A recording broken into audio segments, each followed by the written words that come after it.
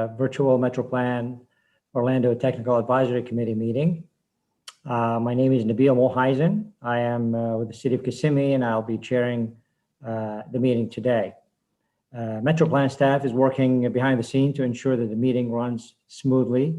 Today's meeting was advertised on MetroPlan Orlando's website and social media, as well as through targeted emails.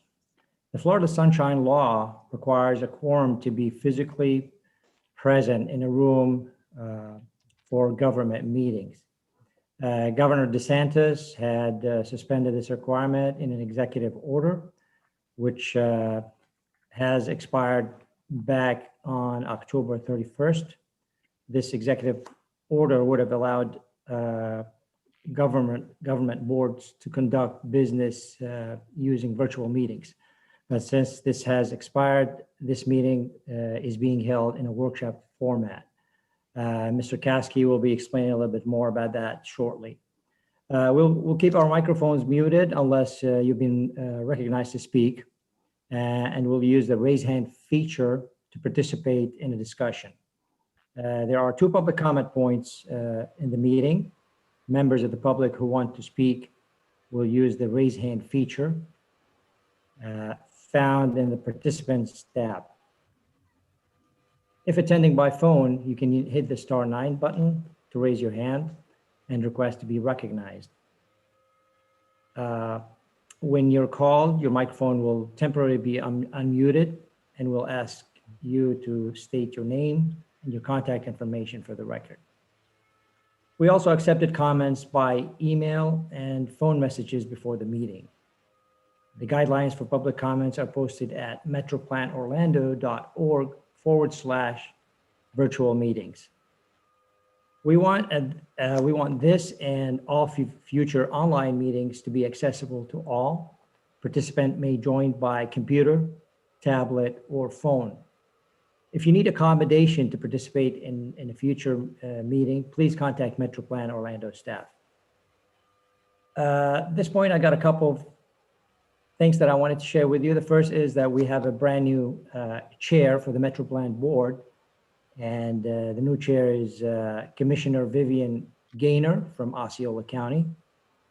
And you may have gotten used to me coming up with the stuff that I read and sharing that with you, and I'd like to do that again this time, and it's reflecting on last year's mobility trends and then kind of looking at for things to expect during this 2021 year in mobility trends.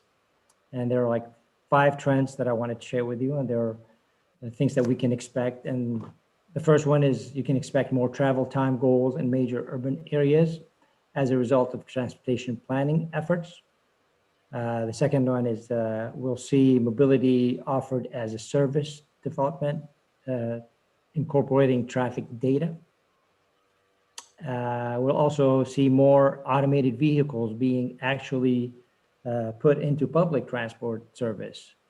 We already have a few of them currently, and we expect to see more of those. We'll expect to see more use of artificial intelligence in transportation and deep learning in the public transport. And the last one is we'll continue to move towards open platform and data to drive technology-enabled mobile services. So these are some of the interesting trends that I thought I would like to share with you, and we can expect to see them. And I'm sure we'll probably hear 1 or 2 presentations as the year goes on about some of these items. At this point, I'd like to turn it over to Mr. Keith Kasky for an agenda review. Mr. Kasky. Okay, well, good morning, Mr. Chairman and committee members and everyone who's attending online. Again, we'd just like to thank you for working with us as we conduct these virtual meetings. And as always, we appreciate your patience and understanding. Based on direction from our board at their meeting in December, this meeting is being held as a virtual workshop in which action items that are being advanced to our board will be reviewed and discussed, but no formal action will be taken, so that a quorum will not be required. The board's action on these items will be ratified at a future in-person TAC meeting, and this format is subject to change if the governor issues another executive order. So again, thank you for your flexibility during this time. As the chairman mentioned, we'll be using the raise hands feature to recognize committee members during the meeting and to call on members of the public during the comment time. If you have joined us on the phone only without the video screen, please use *6 to mute and unmute your line. And please use *9 to raise your virtual hand so the meeting host can see that you wish to be recognized. And you'll see that there's a chat feature on your toolbar, and this communicates with all panelists in this meeting, which includes committee members, staff, and presenters. Please only use this if you are having technical issues or need assistance. The full record of the chat comments will be included with the public record of the meeting. We do have one small change to the agenda this morning. For item 6C, the discussion on project prioritization, Alex Trauger will be filling in for Nick to present that item and lead the discussion. Also, just wanted to say thanks to all of you who filled out the board and committee survey. We really appreciate it, and this information will go directly into work related to our strategic plan and will help us improve our system. So, Mr. Chairman, that completes my announcements. And at this time, we'd like to take attendance. So I'll ask Ms. Lisa Smith to call the roll for the record. And again, there are no action items, so we will be able to move forward even if there isn't a quorum present. Thank you. Good morning. I'll ask all committee members to please go ahead and unmute yourselves now for the roll call, and you can go on mute again after your name is called. Please make sure that your video is on if possible so that we can confirm it's you. You'll find the unmute and video buttons on the bottom left side of your toolbar at the bottom of your screen. Please say here or present when your name is called. Charles Abbott Dantuano. Present. Andre Anderson. Brett Blackadar. Present. Kelly Brock. Here.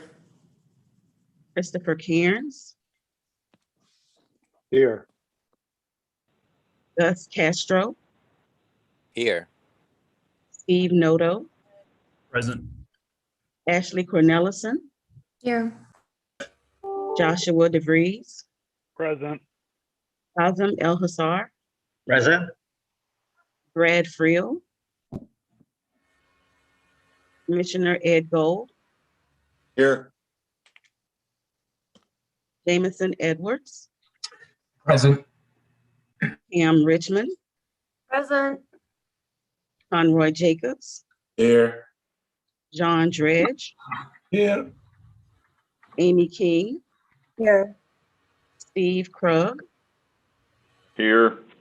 Mary Moskowitz. Here. Nabil Muhaisen. Present. Renzo Nastasi. Present. Miles O'Keefe. Here. Tawny Olor. Present.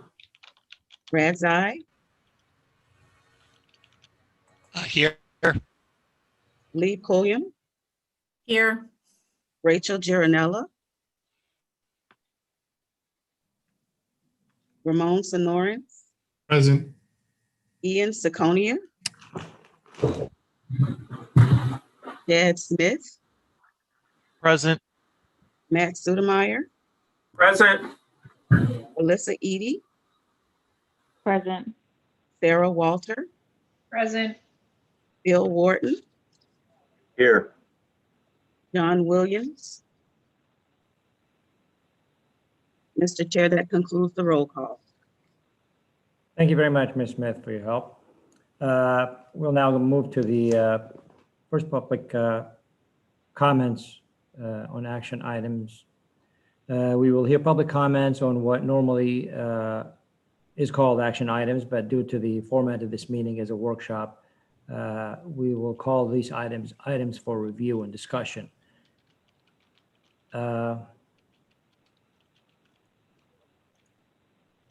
Do we have people who want to speak on any of these items? If so, please use the raise hand feature found at the bottom of your screen, or by pressing *9 on your phone keypad. When we will call your name, the host will unmute your microphone. You will see a button pop up that says, "Host wants to unmute you. Please accept that prompt to activate your microphone." We ask that you provide your name and address for the record, and please hold your comments to 2 minutes or less. Are there any comments at this time? I don't see any hands raised, Mr. Chairman. All right, are there any written comments that may have been submitted prior to the meeting today? No, we did not receive any written comment. All right, thank you. We move to the presentation segment of our meeting today, and we have 3 presentations listed on the agenda.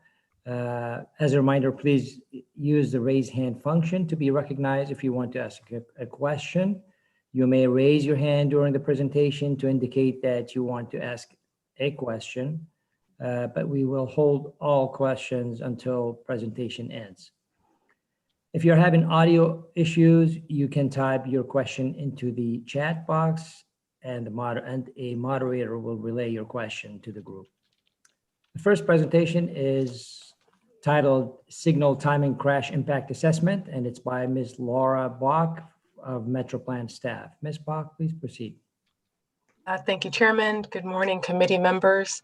I am here today to give you a brief presentation reporting out on the findings from an analysis we did based on a question that actually came from Ian Ciconia at our October 2020 meeting. So it's a shame Ian couldn't be here. Maybe some of you who work with him can let him know he can watch our YouTube presentation. Next slide, please. So the question that Ian asked was regarding our traffic signal retiming program, and he was wondering if we had done any analysis to see if it had an impact on crash activity, if we were seeing any significant benefits in terms of crashes from this signal retiming work. Next slide, please. So before I jump into how we set up the analysis and what our findings were, just want to give an overview of the traffic signal retiming program for those who are not familiar with it.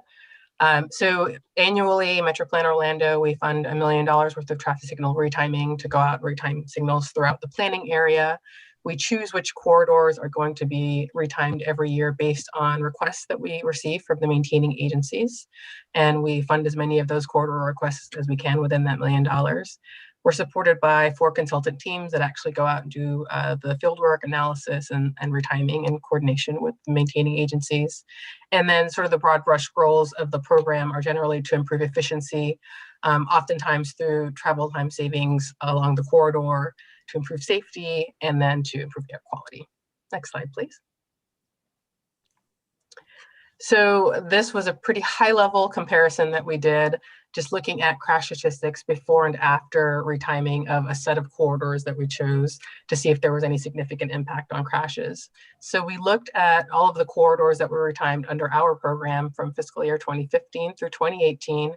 And we compared some before and after crash and our statistics. The before year was 2011, and the after year that we used was 2019. And we looked at if there were differences in the crash rates, or what the differences were in the crash rates, the total crashes. And we looked at that in terms of types of crashes, in terms of crash severity. And then we also ended up looking at if we saw any differences based on the types of roadways that were retimed. Next slide, please. So this slide just shows which corridors were included in that set that I mentioned. You can see generally where they are, and they're color coded by year. There were 109 total corridors, and probably the most interesting thing about this slide is you'll see there are a few corridor segments that were retimed more than once within that 4-year period. It varies by maintaining agencies, but I know some of them are sort of on a 3-year cycle for retiming some of their corridors, but that also varies by corridor. Sometimes corridors are retimed more frequently if they're receiving complaints or if there are major changes in traffic patterns, traffic volumes, development along the corridor. And then oftentimes if corridors are performing well, then it may be longer than 3 years to get retimed. Next slide. So our findings. So this slide shows our findings by year, and what we're showing is for each year, how many corridors were retimed, and then how many corridors we saw a decrease in crashes or a decrease in crash rates. And you can see we looked at total crashes, bike ped crashes, injury crashes, fatality crashes, and then of course the crash rate. And the findings are not so exciting, but basically we saw for this sort of high level look that we took that there were no statistically valid impacts. Overall, for most of the corridors, the total number of crashes increased and the crash rate increased as well. And for the 109 corridors that we looked at, there was only one that saw a minor decrease across all metrics that we're showing on this slide. Next slide, please. And so when we didn't see anything sort of interesting, just looking at the broad brush, we decided to take a look and see if we saw any differences based on the types of roadways that were retimed. And that's what this slide shows. Sort of in general, you can see that the crash rate did increase, like I said, as well as total crashes. So no statistically valid beneficial impacts looking at it this way either.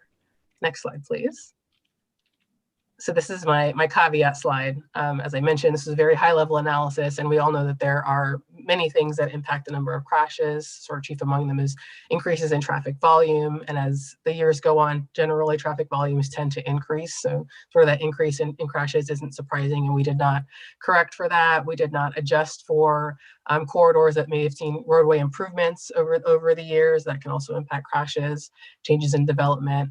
And we also did not look at crash types. So there is a possibility that there are some corridors where there may have been decreases in, as for instance, rear end crashes, but maybe other types of crashes increased. We did not do that analysis on this high level, but if there were specific corridors that anyone was interested in, we can go back and take a look at that. I also wanted to note that we do, as we're doing the traffic signal retimings, adjust for. Shouldn't the Hilton already be taking care of all the They should irrigation? have. It should have been working. Well, I thought it was working when it got turned over. I can't say Yeah. for sure because, but every time I drove by there, but if Pam, you need to mute. There we go. Thank you. Okay, so we all, as we're doing the traffic signal retiming every year, our consultants do go in and make some adjustments to try and improve safety in other ways. We often adjust clearance time to add additional yellow to reduce red light running. We'll often go in and adjust pedestrian timing to give our pedestrians and bicyclists additional time to cross the street, particularly in our schools. This is something we look at, and other adjustments that we do every year. Next slide, please. And then there are other benefits, of course, that we get from our traffic signal retiming program. This slide shows a summary from our 2019 retiming program. That was the last year that we have completed a before and after study for. Something else that we fund every year is an analysis looking at the before and after for that year worth of retimed corridors. And so for 2019, for the corridors that were retimed that year, we saw an annual travel time savings of 337,000 hours, and that looks at the travel time savings over 3 years for all of those corridors. And using that $18.29 cost of time value that you see at the bottom of the slide, that gave us a present value of 3-year benefit of 17.8 million. And you can see that translated to a benefit cost ratio of 14.1. Next slide, please. So this slide shows at the top here our benefit cost ratio over the years, and you can see that we're still seeing really great benefit cost ratios now, but there has been sort of a general downward trend in our BC ratio over the years, and we think that is likely because there's only so efficient that we can make some of these roadways. So over time, we've been talking with our maintaining agencies about looking at some other metrics that we may want to track as we move forward, including those related to safety, to see what other benefits we're getting from that retiming program. And then in the bottom left, you can see some of the other benefits from that 2019 program in terms of fuel savings and reduced vehicle emissions. Next slide, please. And then another benefit that we can get from the retiming is coordination with some of our other modes. I already talked about some of the adjustments that we make for bicyclists and pedestrians. We've also done some retiming in areas that were near some of our Sunrail crossings where we were having some really long cycle lengths that were happening because of when the trains were arriving. Some of that was adjusted based on adjusting the trains, and some of that was as help based on our traffic signal retimings. So next slide, please. That is all I have for you today, but I'm happy to answer any questions that anyone may have. Thank you very much, Ms. Bach, for the interesting presentation. Do we have any questions for Ms. Bach? Please raise your hand. please use the raise hand button and unmute yourself when recognized. Any questions for Ms. Bach? I had a question. Mr. Smith, you've been recognized. Go ahead. Yes, when you were looking at this, did you do a comparison to see what the crash rate was increasing independent of what you were comparing with the corridors? I was just curious if the crash rate that you showed that increased, even though you said not significantly, in the corridors matched like the rest of the district, for instance, or the MetroPlan area, or That's not something so we forth. looked at. That's a good point. No, we didn't do that, but we can go back and look at that. Maybe I'll include it in something that we can Okay. include in your packet for a later time. Yeah, were you going to present this to the MetroPlan board too, or was this just for staff? No, we'll have it at the board as well. Yes. Okay, yeah, you might want that on the board Yeah, just to that's a show, good- because they would probably go, "Why you didn't have any increase? Why are we doing it?" Even though the monetary part of it is significant. Okay, great. Okay, Thank you very much for the presentation. Absolutely. Any other questions for Ms. Bach? Laura, I have a question if nobody else has a question. And you had mentioned that you went back and retimed one of the signals that were in your sample there. Was that requested by the municipality that's in charge of that signal, or was that MetroPlan decided to go back based on your analysis? I think you may be referring to when I said that there was only one signal that had sort of benefits across the board. That was Avalon Park Boulevard. We didn't actually go back and retime that. That was the one that just popped out because it happened to have a decrease in crashes for all the metrics that we looked at. Yeah. Okay, so as a follow-up, Mhm. Do you ever actually go back and reassess the signal after the timing and see if things are going the way you intended for them to? Yes, actually, for every corridor segment that's retimed, after the consultants go in and do the retiming, they usually have a sort of a burn-in period where they'll look and see how the corridor is performing, and they'll make adjustments if needed. Excellent. And that's typical. I just wanted to make sure. The other thing is, have you ever had a situation whereby the government responsible or the entity responsible for that signal had asked you to change your timing? They did not like the timing for whatever reason. It may have caused unexpected, delays that were not accounted for initially. Yes, that does happen from time to time, and usually the maintaining agencies and the consultants will work back and forth until they can get the timing to where it's performing well. Okay. Well, since you're answering all these questions pretty rapidly and in a very good pace, I have one last question. Okay. And I promise it's the last question. Do you, when you select the entities that you decide to help them with their retiming, is there a process other than a request from the entity that's responsible for that? Yes. Generally, the process that we follow is we put out a request for people or maintaining agencies to submit their request for retiming, which will probably happen in a few months. So keep your eyes peeled. And then once we have that full list of requests, we put out the funding based on the percentage of signals that the maintaining agency has within our planning area. Excellent. Well, thanks again. Very interesting presentation. Our next presentation is from the Best Foot Forward, and it's on the safety program, and it's going to be presented by Ms. Emily Hanna with the Bike Walk Central Florida. Ms. Hanna, please proceed. Thank you, Chairman, and good morning, committee members. Thank you for having me today. My name is Emily Hanna. I am the new Executive Director of Bike Walk Central Florida, and I'm here today to present to you on the Best Foot Forward program, our pedestrian safety program, but also a little bit about Bike Walk, the organization, and some of the other programs that we offer. So next slide, please.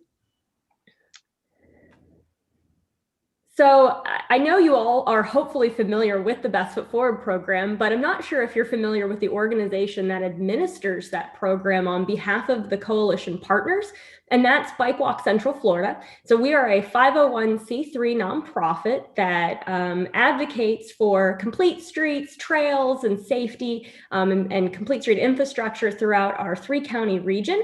Our 2 most notable programs are the Best Foot Forward program, but also Bike 5 Cities, which I believe some of you are familiar with, and I will touch on that a little bit later in the presentation. Next slide, please. So why are we here? Why does Bike Walk Central Florida exist? And I think you all know why. We continually rank #1 on Smart Growth America's Dangerous by Design report. And I've heard through the grapevine, we haven't done much better for the report that's coming out in a couple months. However, I've heard we're most improved, so we're doing something right. Go Central Florida. Next slide, please. But why are we the most dangerous? And there's a few factors that are involved with that. One, as drivers, we are distracted and we seem to not pay attention to necessarily who or what is on the side of the road as we speed to our destinations to and from where we're going. But also we're careless pedestrians. We tend to cross where it's most comfortable or where we find a gap in traffic. We don't necessarily use safe crossings and don't necessarily look right and left before we cross the road. But ultimately, we don't necessarily design for the pedestrian and bicycles in mind. We design to get people from point A to point B as quickly as possible and don't consider moving people as quickly as possible. Next slide, please. And so this is a timeline of how the program and Bike Walk Central Florida kind of got started and how we launched in the 3-county region.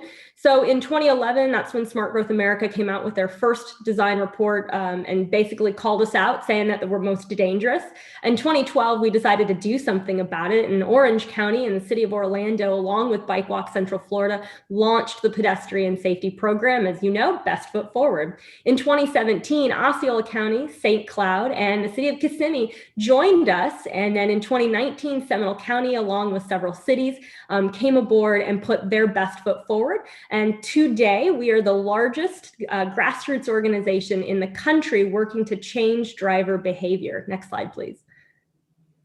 And so this is our 3-county footprint. You can see that we partner with our law enforcement agencies, our public works and city departments. We also partner with other nonprofits, the school boards, our local health and our hospitals, and then FDOT and other safety organizations and foundations as well. Next slide, please. And so Best Foot Forward is based off of a high visibility enforcement driver campaign that was put out by NHTSA in 2013. And that was based on a study they did in 1998 in St. Petersburg. And it basically takes the idea of using low-cost engineering with educating driver yield laws and enforcing those driver yield laws to hopefully make an impact in the community. Next slide, please. And so we do this by identifying crosswalks in the community that have either an increase of pedestrian activity or there's been a heightened crash or injury or fatalities along that corridor, or there's complaints or issues from the municipality partners. These are usually noted in our steering committees where we meet monthly with our local law enforcement agencies and all of those departments and organizations that I listed prior.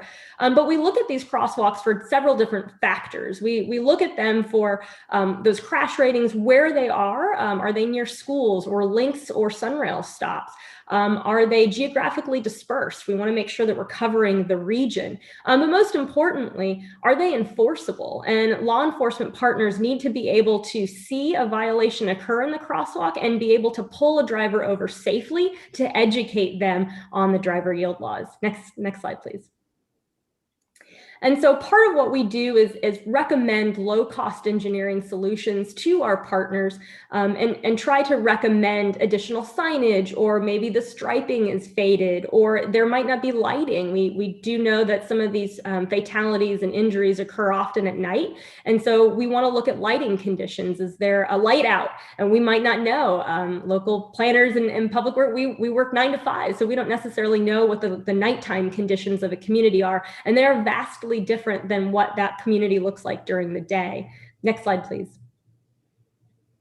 And so in order for us to evaluate these crosswalks, we go out and collect driver yield rate data. And basically we have a data collector cross the road as a driver approaches what we call the dilemma zone. And based on the speed limit of the roadway, we measure out a specific distance so that the driver has ample time to stop or notice the pedestrian. And once that driver passes that dilemma zone, the data collector enters the crosswalk carefully, making making eye contact with the driver to see if the driver recognizes that the pedestrian is in the crosswalk and whether or not that driver will yield to that pedestrian. As you can see, depending on the speed limits of the roads or where those roads are located, drivers don't usually yield to pedestrians. So you can see Woodbury and Mallory Circle has an 8% yield rate. That means 8 drivers out of 100 actually yielded to the pedestrian. Next slide, please. So if you could play this video, this is an example of our high visibility enforcement operations. I wanted to show this to you so that you could see how we actually go out and enforce the driver yield laws with our high visibility enforcement operation. School started in some counties, and Orange County kids will head back to school on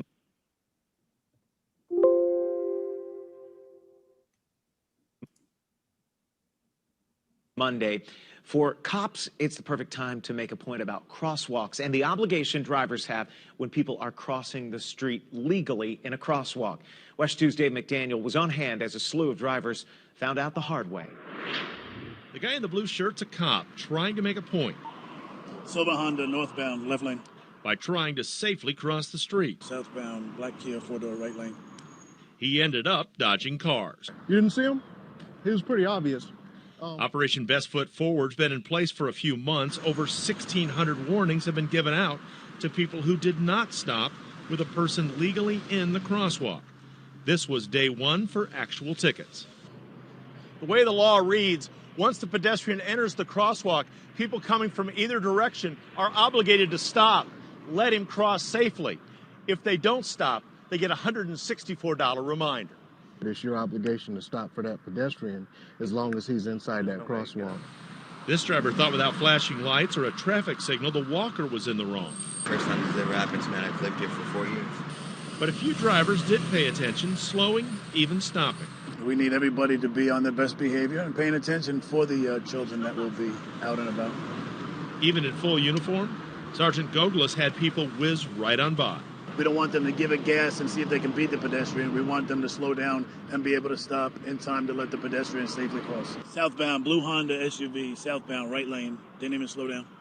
In an hour at only 2 spots, cops wrote 64 tickets. With more cops available, they felt they could have written 100. In Orlando, Orange County, Dave McDaniel, West 2 News. Next slide, please. So we do our high visibility enforcement operations in tandem with media. And so we celebrate and invite the media and elected officials out to these enforcement operations to witness and to showcase that we have an issue on our streets and our our law enforcement partners need support to getting those drivers to yield. And so we partner with in print and in the news and also social media. We go out to events and do a lot of community outreach and try to table and educate as many people as we can within the program. Next slide, please. So to date, we've educated over 10,000 drivers through 484 enforcement details.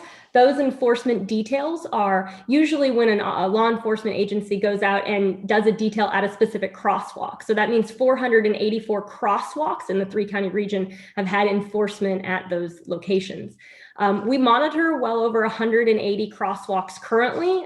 We have not added the 2021 crosswalks to this list. So there are several more that we are adding. And then we've gone out and done presentations over 570 times, actually 71 if you count this, educating anybody who will listen to us and talk about why it's crucial for you to yield to a pedestrian, and of course why it's the law. Next slide, please. And so, as I stated before, I am the new executive director of Bike Walk Central Florida. I took over this role and took over management of the Best Foot Forward program in March of 2020, which was a great time to start a new job. But nonetheless, I'm very familiar with the program as I was a part of the city of Castleberry when we launched it in 2019. So I'm a planner by trade. So coming from that background and working through the program, I wanted to bring some changes immediately that I thought would be beneficial to our partners. And those changes are a couple. One, we're currently going out and doing crosswalk audits with our partners. We schedule those meetings, go out with our partners, walk the crosswalks, cross them, look at signage, look at maintenance issues, look at lighting. And so we're providing those audit and those recommendations in a document. Whereas before we discussed those in our steering committee and made notes, but then we'd follow up with our partners kind of as those changes occurred. Now we're hoping to provide that recommendation document to our partners now, is my goal, by the end of March, in order to align with budget cycle for our local municipal partners. I'm very familiar with that process, and I realize that as we suggest these recommendations, we have to time them with the fiscal budget management of our local government. So we're trying to make those recommendations like striping or additional signage so that you can put that into your CIP or put that into your plans as you prepare for your budget for fiscal 22 and beyond. In addition, we are trying to get our data online. So we're right now using some resources through our Bike Walk Central Florida board to build an ArcGIS map online that will provide all the information that we collect and gather, all the data, all the outreach that we do, and put it in a simple GIS format.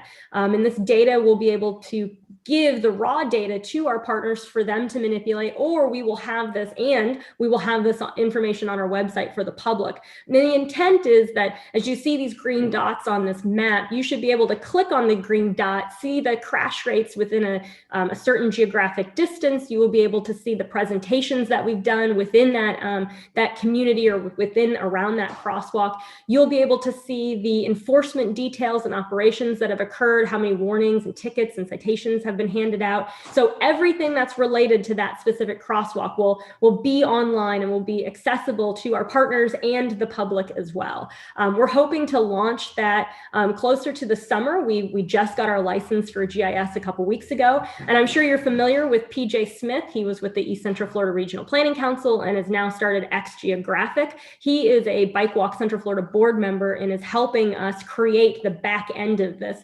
similar to Lotus. And I'm sure you're familiar with that as well. If not, please ask questions after. Next slide, please. And so that's a little bit about the Best Foot Forward program and some of the new changes that are coming, but I wanted to also talk to you about Bike 5 Cities, which is that 28-mile advocacy ride through 5 cities in Central Florida. It's City of Orlando, Winter Park, Maitland, Eatonville, and Castleberry. And this year will be the 5th year of our annual ride. Last year we moved it. It's normally in May. We moved it in October because of COVID, and we did COVID protocols to make sure we could still have the event, because as you know, during COVID, there's been an increase of pedestrians and cyclists out in the community. And we thought it was really important to still have the event to show people where they can cycle safely in their community using trails and low stress streets. Next slide, please. And so we want you to put your best foot forward and continue to support funding the Best Foot Forward program and Bike Walk Central Florida programming in general. We want you to share this message with your colleagues. Invite us to be stakeholders in projects. Invite us to educate your community, your city staff, public works drivers, bus drivers. We did an educational presentation to bus drivers on yielding to pedestrians, specifically kids in crosswalks. And then we want you to join us for Bike 5 Cities. And I apologize, I should have put the date here and I can include this in the chat, but the next Bike 5 Cities is planned for October 30th of this year. And this will kick off FDOT's Mobility Week. So we're excited and looking forward to be a showcase event in that important week. And then of course, continue to support Complete Streets, bicycle pedestrian infrastructure, trails, anything that helps get people out of cars and move them safely and comfortably through our community. Next slide, please. And so that is my presentation. Thank you again for having me. My contact information is listed on the slide, along with some additional information to the Best Foot Forward program and the Bike 5 Cities event, along with our social media handles. So if you do not follow us currently on social media, I highly suggest that you do. We share lots of great information, and we also share partner updates as well. So oftentimes, if you have improvements that you're making to the community, please don't hesitate to share that with us, because we want to celebrate those improvements that you make in Central Florida. So that concludes my presentation. I'm happy to answer any questions. Thank you, Ms. Hannah. Any questions for Ms. Hannah?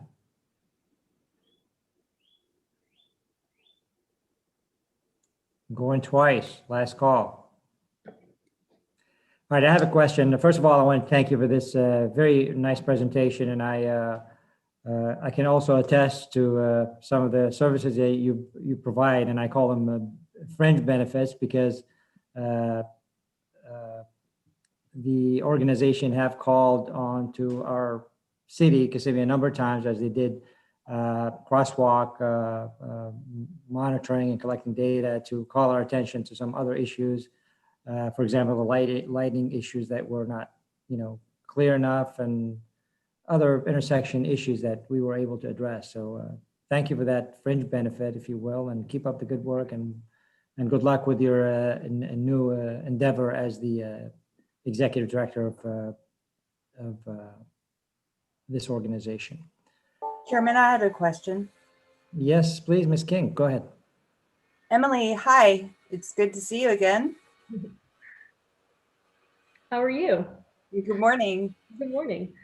Let's go back to funding. Can you tell us a little bit more about that? I know every county is different, but can we talk more directly about how you're going about being funded? Sure. So I will start by saying that MetroPlan Orlando has been gracious enough to support the Best Foot Forward program in the majority of the funding that we receive. So MetroPlan Orlando gives us $100,000 a year to administer the Best Foot Forward program. And that funding really goes towards management and administrative costs of the program. The counties, Orange County, the Seminole County, give us about $60,000 a year to administer the program in their respective counties. The city of Orlando gives us $60,000 a year also to administer the program. So we do a lot of community outreach with that funding and attend a lot of events and do a lot of work with their Vision Zero coordinator and their action plan as well. And then Osceola County gives us $40,000 a year to fund their portion of the program. We don't do quite as much outreach in Osceola County just because of the limited funding. But when an opportunity arises, we usually try to use the MetroPlan funds to offset those costs to make sure that we can still go out and share our message. So I'm glad you actually brought up the funding point, because in addition to the county's funding, we are currently seeking funding from our small city partners. And when I took the program over last year, I was given a scope that was provided to small cities in the tune of $24,000. And I know, coming from a local government, that's a high cost for a program such as this. And it's going to be difficult for small cities to fund this program at that rate. And so I went back, and with the MetroPlan staff and partners, we looked at the services and the cost of those services and really streamlined those down. And I've been able to come up with a funding mechanism for small cities at the tune of $5,000 a year for the same program results that they've seen throughout the several years that Best Foot Forward's been around. So that includes the 3 enforcement operations, that includes some limited community outreach, and then data collection for crosswalks that are identified in the steering committee meetings. So we are currently asking our small city partners that if they'd like to continue being a part of the program, that they do fund us at that $5,000 a year. I will say that without MetroPlan Orlando's funding, that $5,000 a year for the program would not be possible. So that's why I thank MetroPlan Orlando for allowing us to kind of offset some of those management and admin costs so that we can bring that program down to our partners and still continue the great work we're doing in the local cities. So I hope that answered the question on the funding. What do you consider a small city? So our small city partners are anybody but the city of Orlando at this point. Okay. I think what we're trying to look at is just getting the cities into the programming and us becoming a vendor with these cities. I'm very well aware of procurement processes and wanted to try to make that streamline because my goal is for Bike Walk to be kind of the boots on the ground resource, low cost resource for our local communities if they have crossing issues or trail or sidewalk issues or what have you. Instead of going to a larger consultant, we might be able to provide those for you. So that's my idea of bringing those costs down as an entry level. If the city, of course, wants more community outreach or more data collection, then we have those services that we can provide on an hourly basis. And we have kind of rates of service for that. So we really want to customize it based on the city, but the point of entry is the $5,000 mark for the year for the program. Okay, I don't know if you remember, but I'm from the city of Sanford, and I just wanted to make a note that you and I need to talk again. Yes, we'll be following up, absolutely. And if you are interested and I haven't reached out to you as a city representative, please reach out to me. My contact information was in the presentation. I can also provide it in the chat, and I'll be happy to talk just through some of those concerns and how we might be able to help you. It might not be through the Best Foot Forward program, but Bike Walk is here to be a resource for you, and we certainly want to help any way we can. Thank you, and thank you, Chairman. Thank you. I think you're on mute, Nabil. You're on mute. How did that happen? Sorry. Okay. Thank you both. And I have a hand raised by Mr. Chad Smith. Mr. Smith, you're recognized. Yes. Hey, Emily. I know it's been a while. We talked last year at some point, but I was curious if you know, I was looking back through your detailed scope through your presentation because I remembered it finally. And if you came and we, you know, partnered with this, could you come and talk to our commission as we, you know, kind of go forward with it? I didn't know if that was something that you were available to do. Absolutely. I am happy to come and talk to whoever I need to, but I'm very much happy to do a presentation to your commission and talk to them about the merits of the program. Okay, awesome. That's great. Okay, thank you very much. Absolutely. Thank you. Any other questions for Ms. Hannah?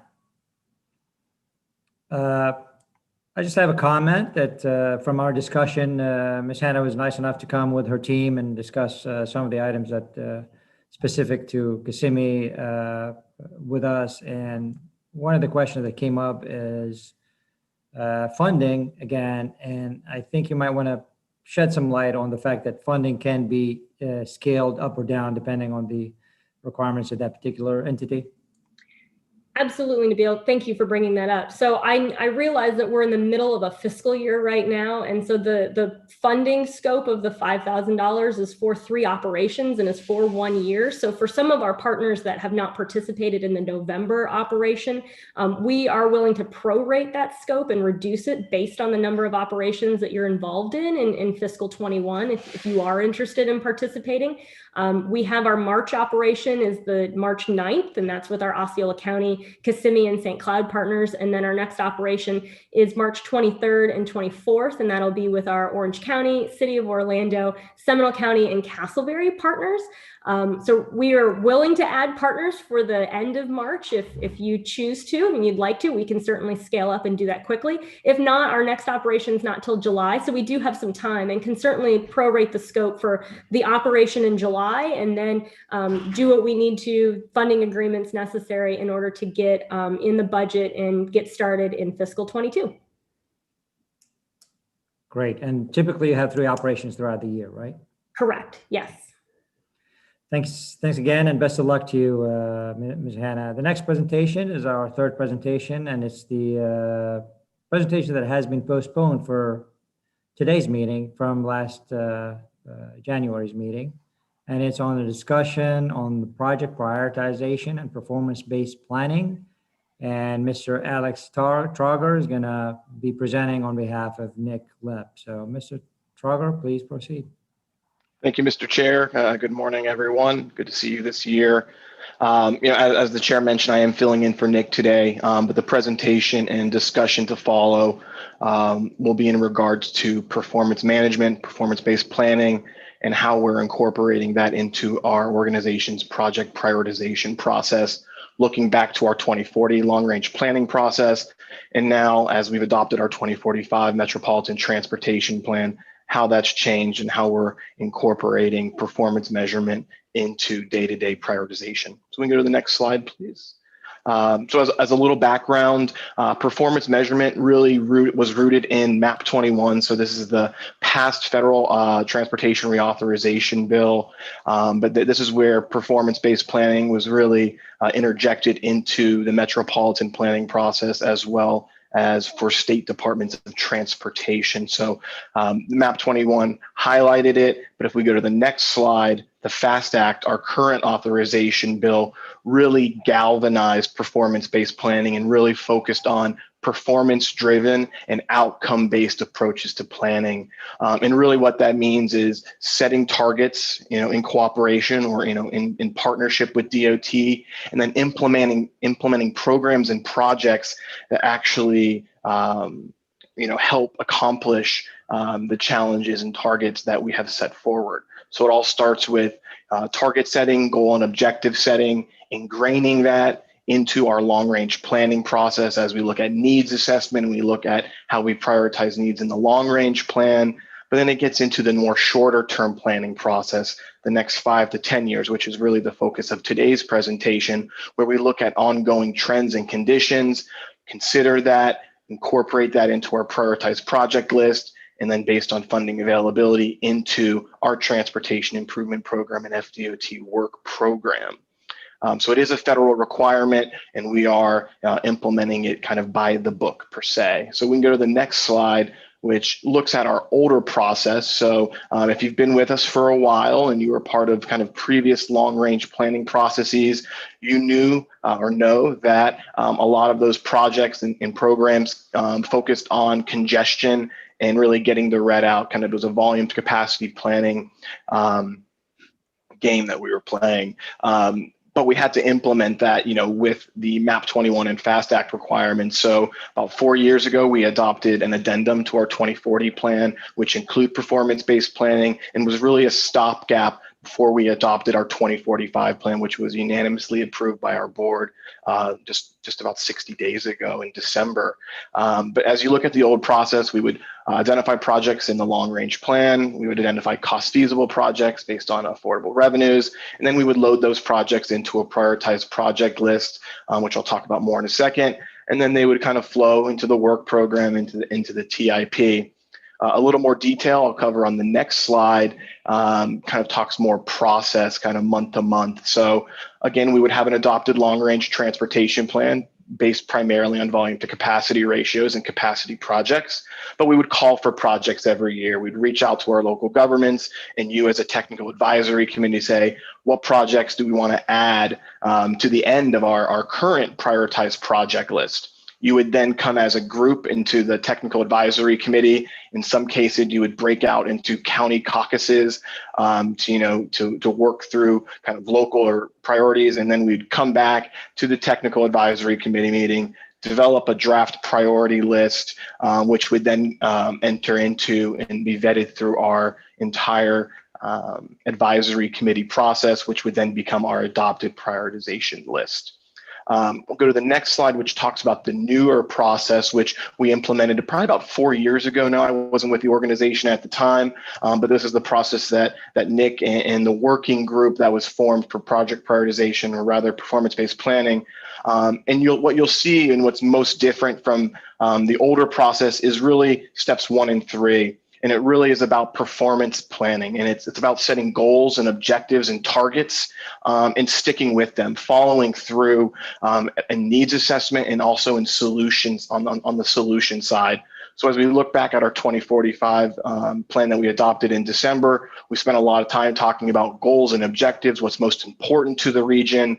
In addition to the federal requirements, we identified other objectives and targets that we set. We've ingrained those in our long-range plan, adopted a cost-feasible plan based on available revenues. But now we're in the time where we're revisiting our project priorities, priority list, and that trends and conditions report. And that's something that MPO staff is working on right now, which really looks at, based on the established targets and performance measures, how do we stand based on the most recent data available? One thing to note here, because we adopted our long range plan just months ago, the data that we have available to us is basically the same. So as we're moving forward into project prioritization, we'll be using a lot of 2019 data, given some of the challenges with 2020 data. But that point is we're looking at the focus is performance, need, and really following through with solutions that address the challenges and help support the targets that we've committed to achieve. And then we'll kind of go into that fourth step, where we're entering into that project priority list kind of timing into our organization, which we'll be talking about over the next couple months. And then at the end of the day, that priority list, as you know, goes into our transportation improvement program. The next slide goes into a little more detail schedule-wise.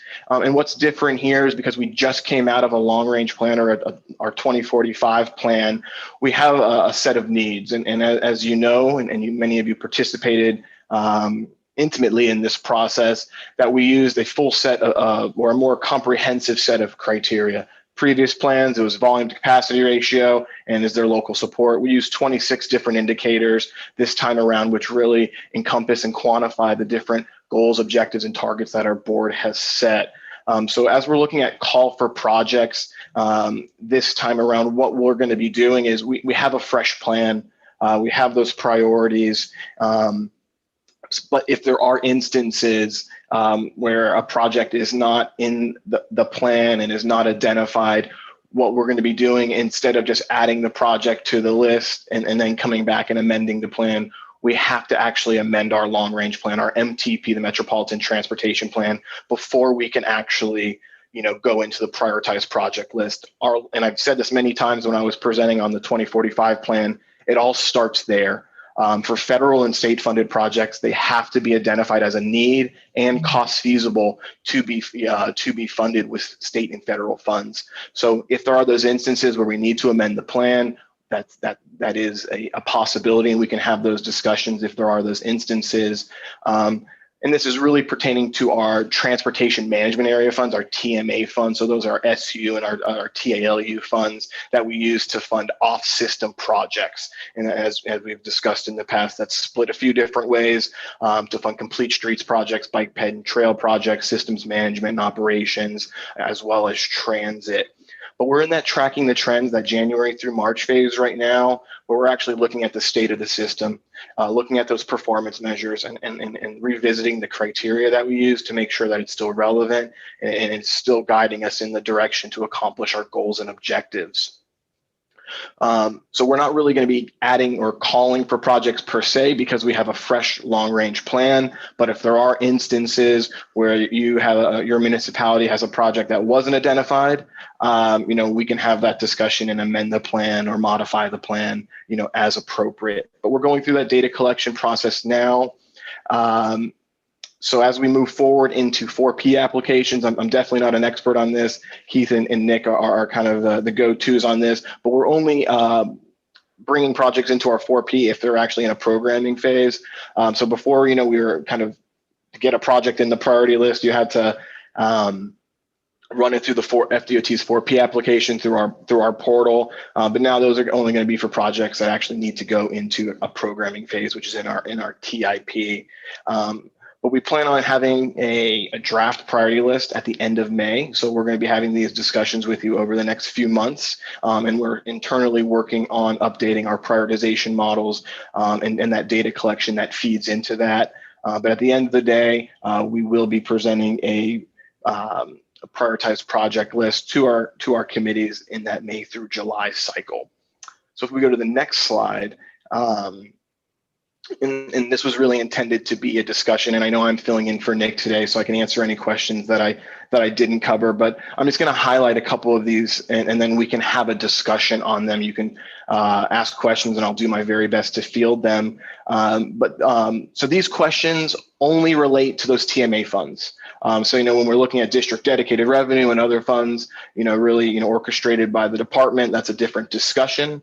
But as we look at these 4 questions, they really are pertaining more to our TMA funded project lists. And the first question we often get, and it is a question of the past, can projects be swapped out? If you have a number 3 project and you want to swap it for your number 15 or whatever the case may be, simple answer is no. Project prioritization, especially with performance-based planning, based on the federal guidelines, is supposed to be about regional cumulative scoring, not about kind of, local swaps or kind of project placeholding. So it's, as a project, if the municipality does not want to advance with a project, they can't necessarily swap that project. What we'll do is just go to the next project, on the list. Another question that we often get is, can a local government provide, other data to advance a project? Of course, if that data is available, but as I mentioned, we always are using the most recent data available, in our prioritization and in our decision-making processes. But an example here, if you're going through a signal warrant process, and say a project wasn't identified, but you went through the traffic analysis and you got a signal warranted and you want to get that project on the list. We can't swap a project because of that, but again, we can entertain that MTP amendment discussion if that's appropriate. The third bullet, I think I've already addressed as I was talking about project swaps, is, what happens if a local government has a different top priority.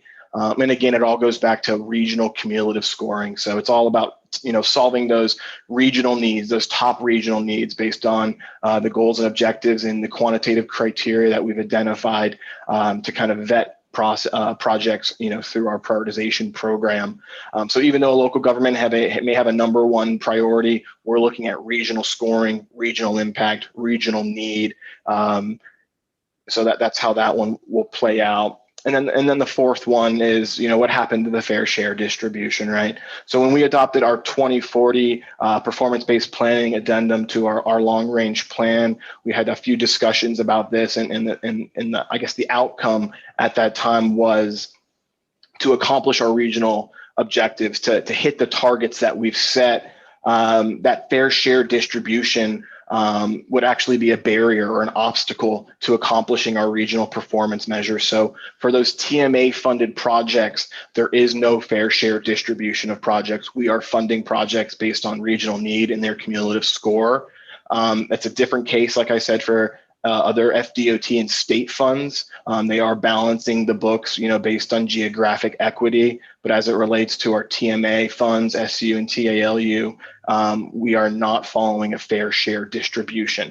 So that is currently the answer to that fourth bullet, but that's kind of part of this discussion there. And I think that's where they're, if it is the will, if it is the prerogative of this committee, we can promote that discussion to the MPO board and see what their thoughts are on re-entering into some form of fair share distribution. But like I mentioned, there are some challenges with that, what that means to, funding the greatest safety needs, the greatest reliability needs, our most, unfortunate accessibility challenges. That fair share distribution, does create challenges. But like I said, open for discussion, and that's why I'm here today. Nick sends his regrets, but if I have any tough questions, I'll pass those on to him, and we'll come back with a formal response. But I will do my very best today to answer any questions that you may have. Thank you, and look forward to the discussion.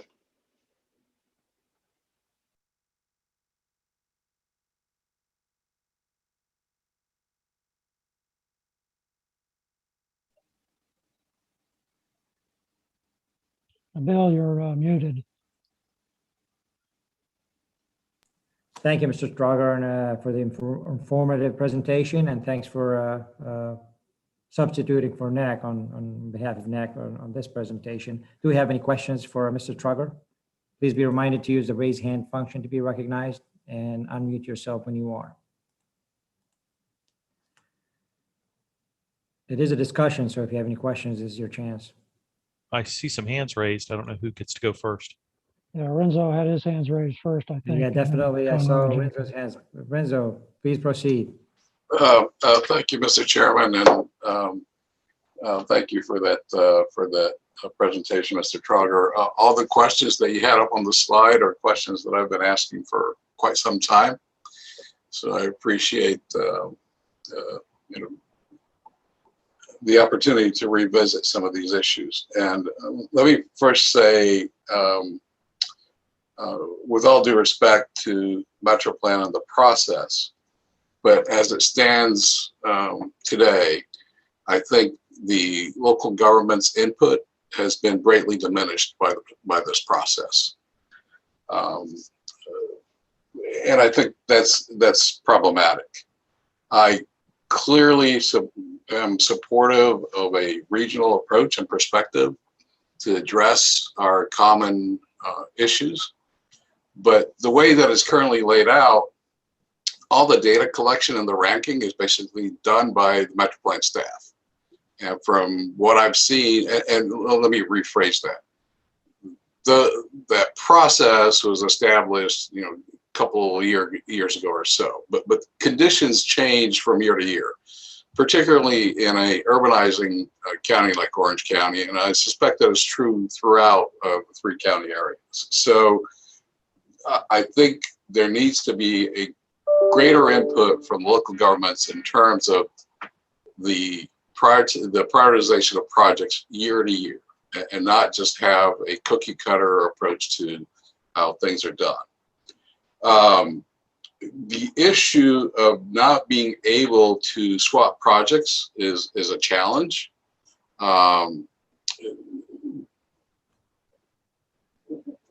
Clearly, again, understand the regional perspective, but if a project is on a prioritized list and it has to be swapped out, I don't see that we are circumventing the overall goal of addressing regional issues, because if a project is on there and is added, it's a project that needs to be pursued. So that's an issue.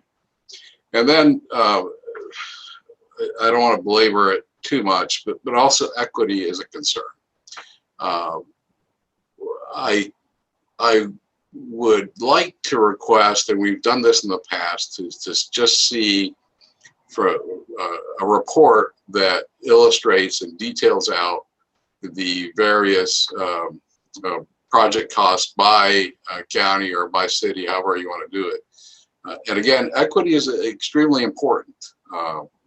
So I think that's a consideration that should be weighted in the priorities that are established. So I'll just leave it at that. And Mr. Chairman, I may chime in a little bit longer. I just want to give somebody else the chance to express their views. Thank you for your comments, Mr. Nastasi. And the next hand raised, I see that for Mr. Conroy Jacobs. Mr. Jacobs, you've been recognized. Hey, thank you. I have a couple questions, but I guess I'll reserve and try to get with Nick to answer. I don't want to have you on the spot here, but so I'll ask only 2 questions. The first one being, if we go away with the call for projects cycle, what sort of timeline would we have to work with to get new projects on the PPL that, were not considered in the MTP, but it became a local priority project?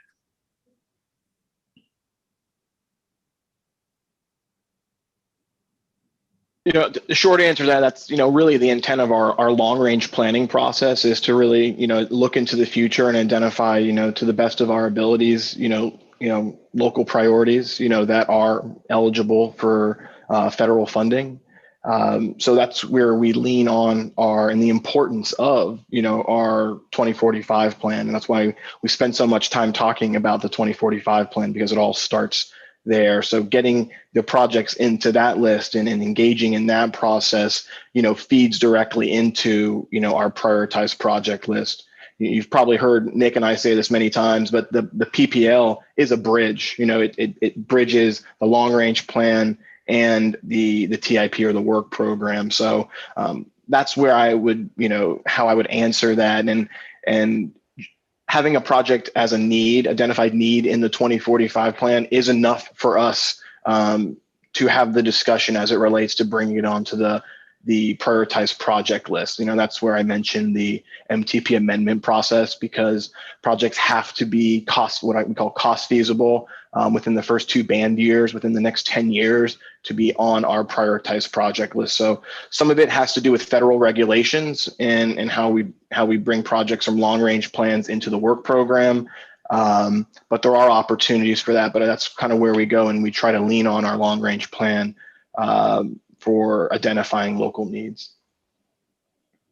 So if I understand you correctly, let's just use a project for example. If we have, a particular corridor or intersection that, the past couple months or so, there've been a rapid increase with crashes or fatalities, and we want to identify that area and get improvements, and generally that wouldn't be part of the MTP because of all the recent events. So what you're saying is we would have to, for any new project, regardless of the nature or the type of project, would have to go through an MTP amendment. Is that correct? I would say pending its standing. If it's currently in the cost feasible, if it's currently identified as cost feasible, we wouldn't need to go through that. If it's identified as a need, that's another discussion. If it's not even on the list, that's a whole nother discussion. But I want to kind of go back to, I think it helps answer one of Renzo's questions as well as yours, Conroy, that we're re-engaging the prioritization process annually. So we use the MTP as kind of the long list of projects, but every year we're looking at the state of the system. How is data, how have things changed? Have, patterns fluctuated? Has safety, increased or decreased in specific corridors? Access, connectivity, likewise.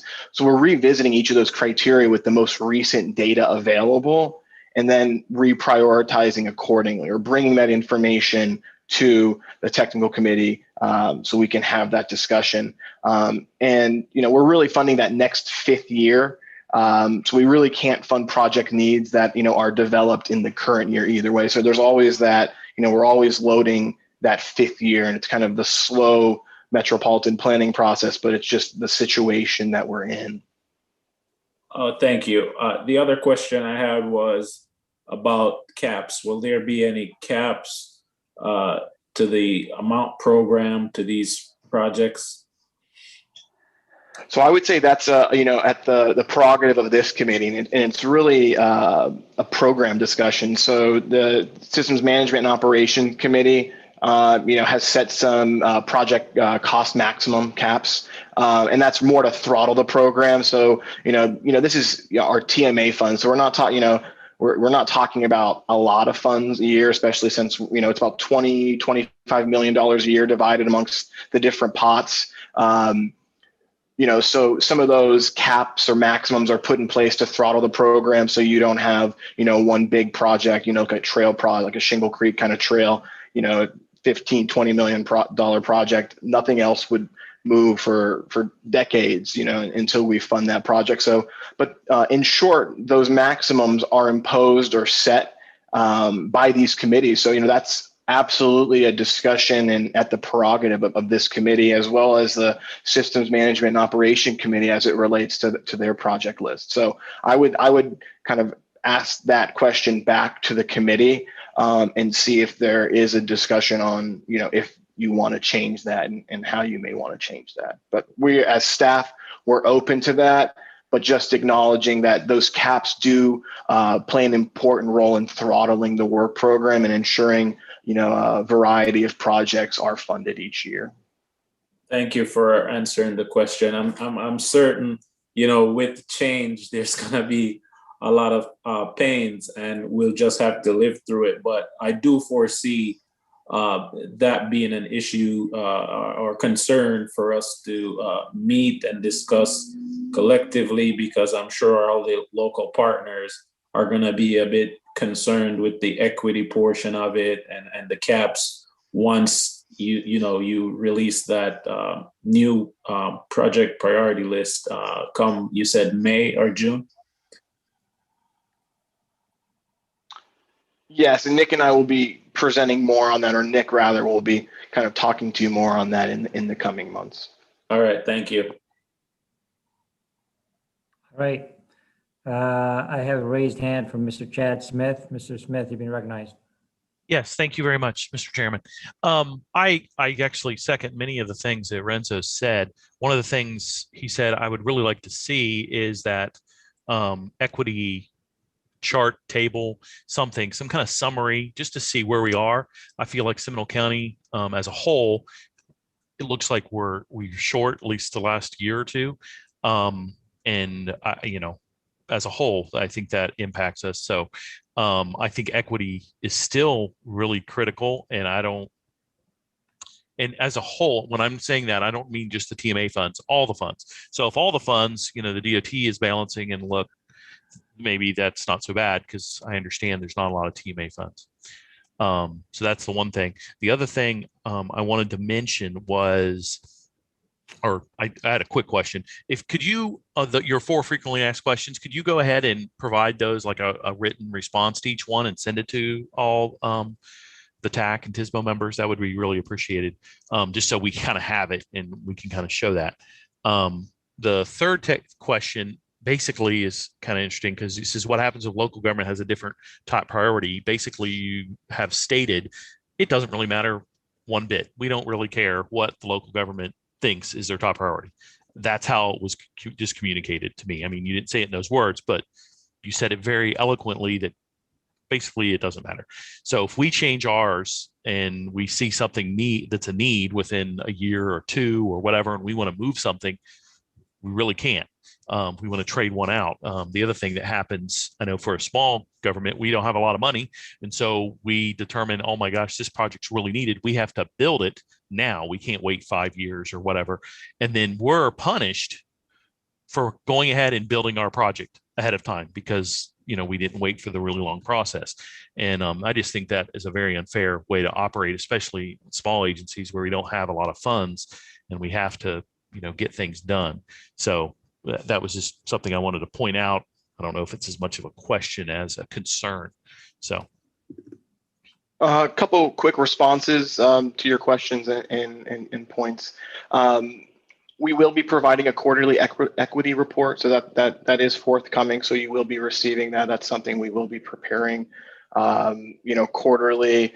You know, as you look at performance-based planning, as it relates to kind of local priorities versus regional priorities, and that kind of goes back to equity as well. You know, you can look at equity a few different ways. You know, you have that per capita equity, you know, balancing amongst the counties.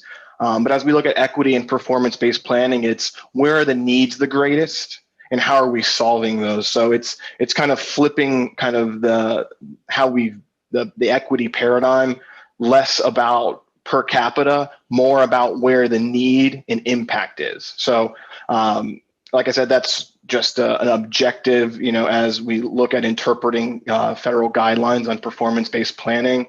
That's where that kind of struggle of local priorities versus regional needs plays out. But I totally understand your concerns, and we can kind of continue to have that discussion. Our greatest challenge, though, is if we're not solving our greatest safety needs, our greatest regional reliability challenges, we're not going to be able to meet our federal targets. So that's kind of what we're up against. But like I said, I totally understand your concerns from a local perspective. I did have one other quick question. There's a lot of hands up. I'll be quick. You said you're going to be changing the priorities and updating them. Are you only going to be doing those by bringing just a short presentation? It seems like this forum often isn't the best for really discussing stuff like those changes. I didn't know if you're going to have a working group or something, or do something a little different. I just felt like how they've changed the last couple years didn't have a lot of good interaction, and it's really hard right now with us all meeting remotely, but still that needs to, I think, be looked at of how we can get a better discussion and consensus and so forth on how we see those priorities and understand them too, because I think sometimes we may not understand the implications of some of the things that are on those priorities. So thank you. I'll let whoever's next go.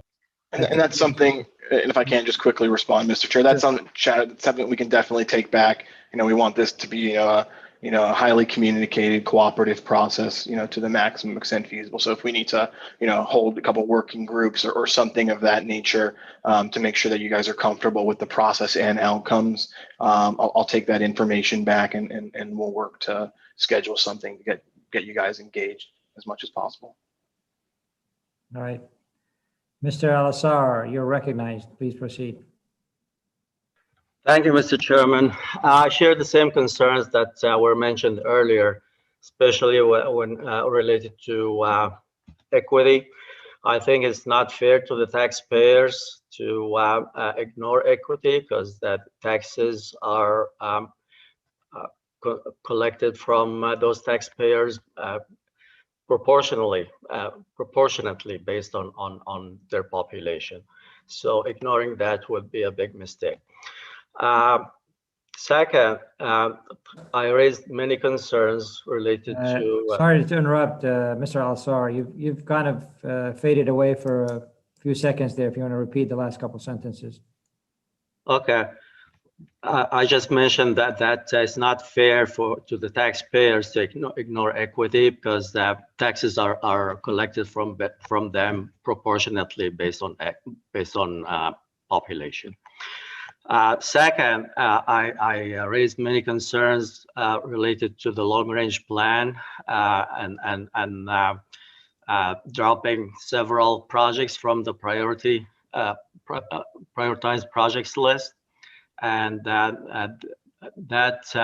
prioritized project list still doesn't include those projects that were on the list last year. So that's something that needs to be addressed as well. And my third concern is related to transparency for scoring the prioritized projects list. And all we see is the total score for each project. We don't see any details related to how these scores came about. So I think transparency is needed in that regard if this is going to be the final list or final priority that we have to abide with. Thank you. Just quickly, Mr. Chair, the transparency will be much greater. I can ensure that through this time around, you'll be getting a lot more than just total cumulative score. You'll actually be seeing scores at the criteria level as well at the kind of goal area level. So we will be providing that, and we're actually doing a lot kind of in our GIS database to be able to recalculate that information and provide you that information. So certainly a process improvement on our end. Great. Ms. Allure, you're recognized. Please proceed.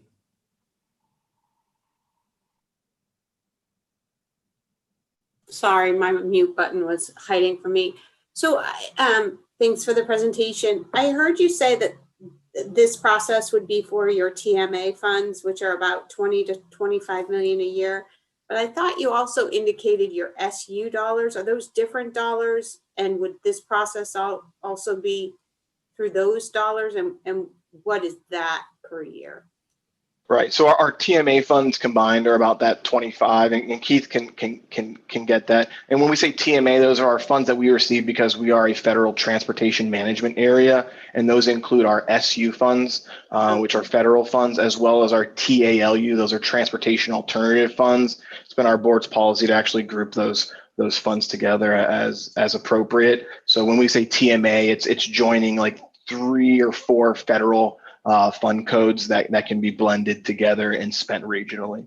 Okay, perfect. But they're all federal dollars. Correct. Thank you. Sorry.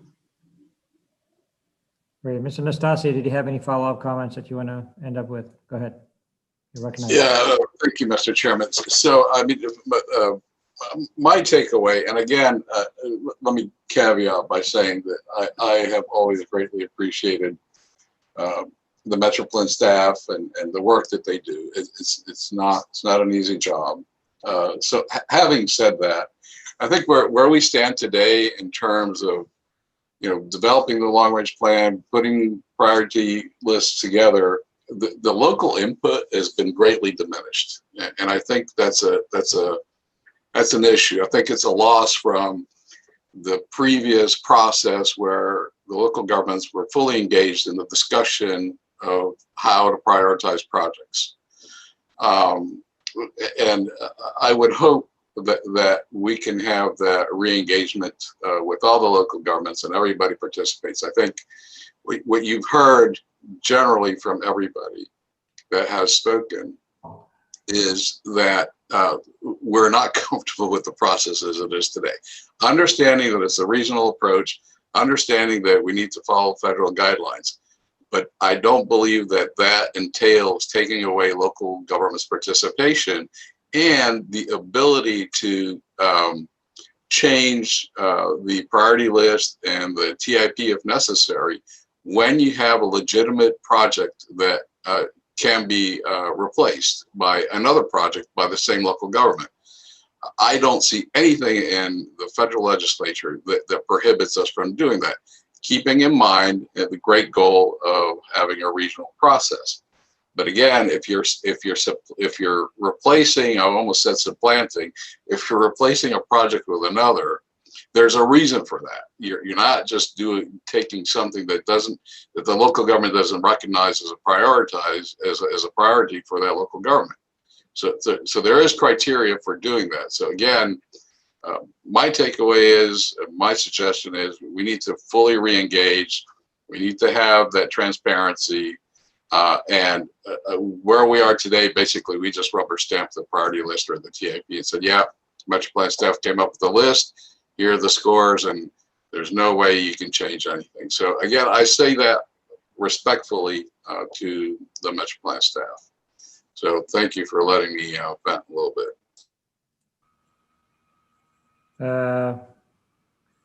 Ms. Amy King, please proceed. You're recognized. I just wanted to say that I concur with Renzo. Okay. Anyone else has any final comments to Mr. Trogger? All right, Mr. Brock, go ahead. I guess my first is a comment, and then I do have a question for Alex. In particular, I want to agree with Shad, and I hadn't really thought about that, but I do think that that's an issue, especially for local governments, where we historically have tried to get our projects on the priority list, but some of them are so high priority that we end up having to locally fund them. So I think that's a very valid point, that local government should be punished in effect because they've now funded that project and there's no opportunity.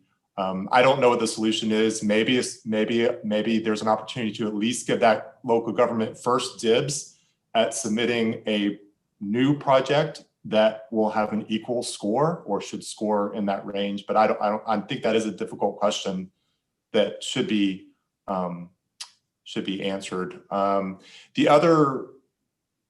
My question is broader and it's hypothetical, and you might not know the answer offhand, Alex, but there are several large projects in the MTP, and I think it's partly because they're so large that they're pushed far out, and in some cases they're unfunded.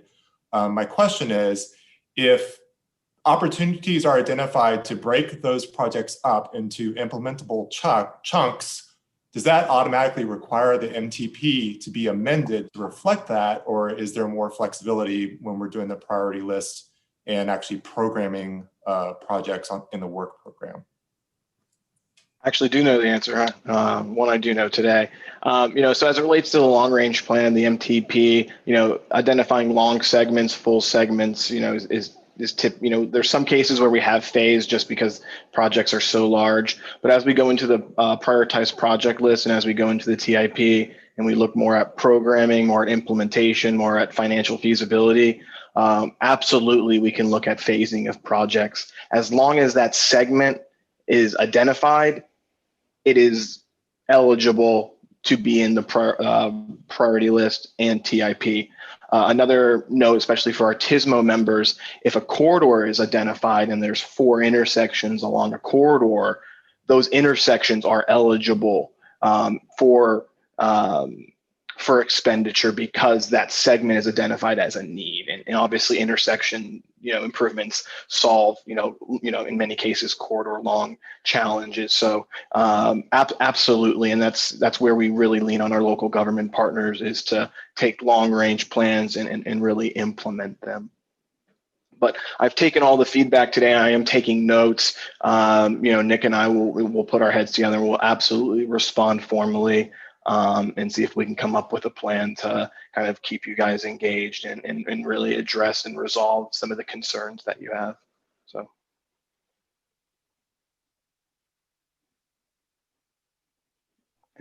Mr. Chair, I see Mr. Blackadar, Brett has his hand raised.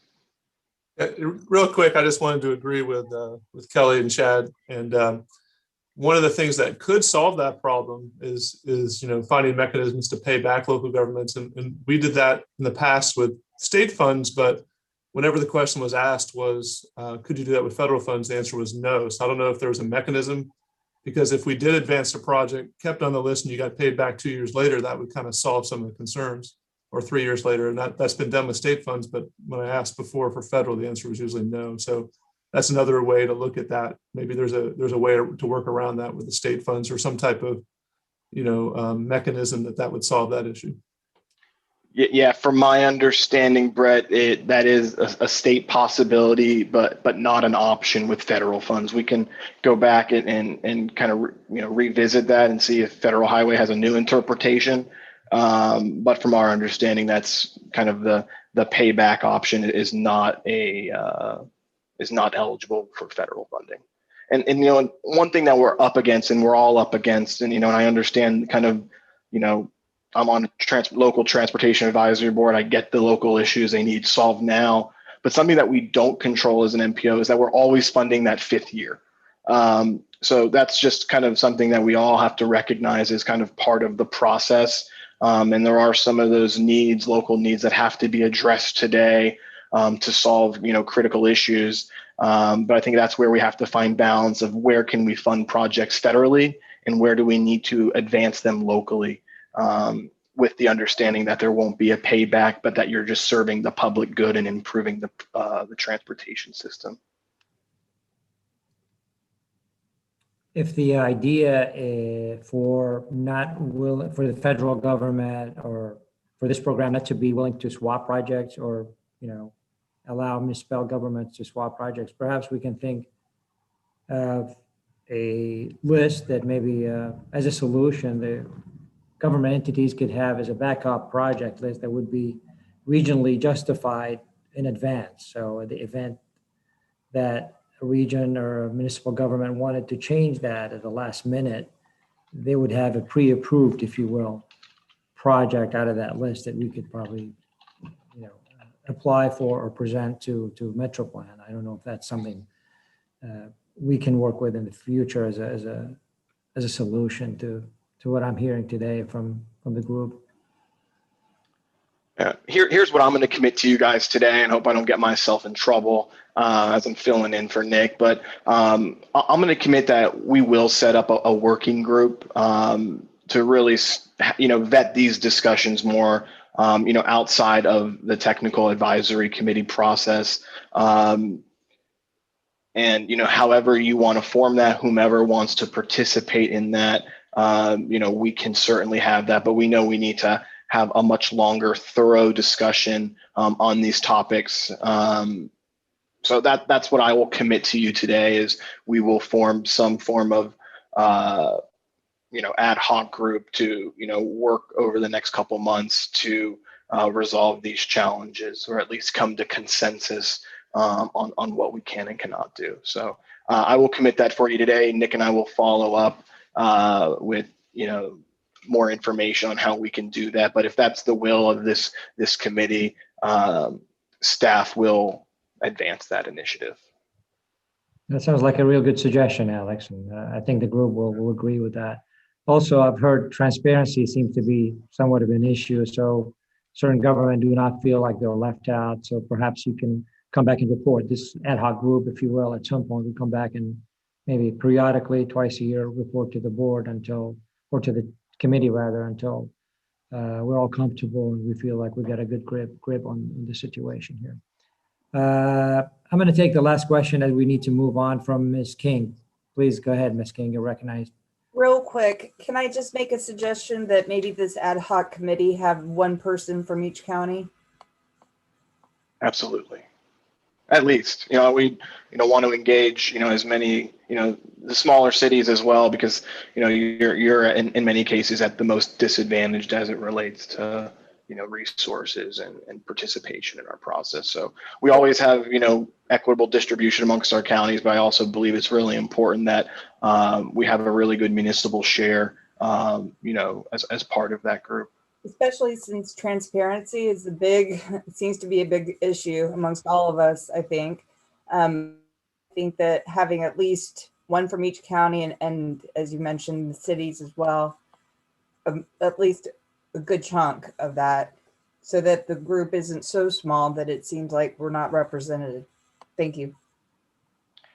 And we can come back and propose a roster, or Mr. Chair, if it's your prerogative, we could take volunteers now. It's not an action item on your agenda, but at least, for Nick and I to follow up with folks who want to be engaged. I know Renzo and a few others will absolutely be participating, but others who want to engage in the process, I'll take note and we'll follow up with and get something on the agenda. And it will absolutely be a public meeting, so it will be advertised, and all who want to listen in and participate are welcome. Thanks, Alex. It sounds like a sensible solution. I think perhaps you might want to check with Nick and get the best platform for this. And with the availability of Zoom, you might want to just open this up as a workshop for everybody that wants to, care enough. If you really care enough to get involved, might as well get involved, and we'll leave, the final, decisions or the summary for the ad hoc committee to come up with that. But I appreciate you're willing to take the brunt of all these questions and take our heat in the absence of Nick, and perhaps maybe in the near future we can, or by next meeting, maybe Nick can chime in on that and then a little bit and have a decision on a platform to proceed with accommodating all these comments and desires that you've heard today. Thanks again. Certainly, we'll also engage TISMO in that discussion, because prioritization is a key element of their work as well. So we'll be following up. You'll receive an email from us in the next week or so. Excellent. Thanks again. Good discussion. Absolutely. Thank you. This concludes our presentation for the day. We now move on to the items for review and/or discussion. We have 3 items for discussion and review today. The first review item is our meeting minutes from January 22nd meeting. I hope that you all have had a chance to review those minutes. Are there any corrections or revisions that need to be brought up to staff's attention at this point?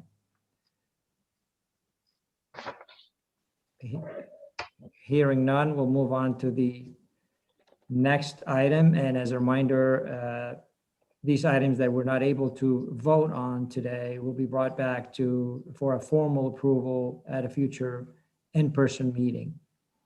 The next review item will be the review of the FDOT amendment, fiscal year 2021 through 24-25 TIP. And that is to be presented by Mr. Keith Caskey from MetroPlan Orlando. Mr. Caskey, please proceed.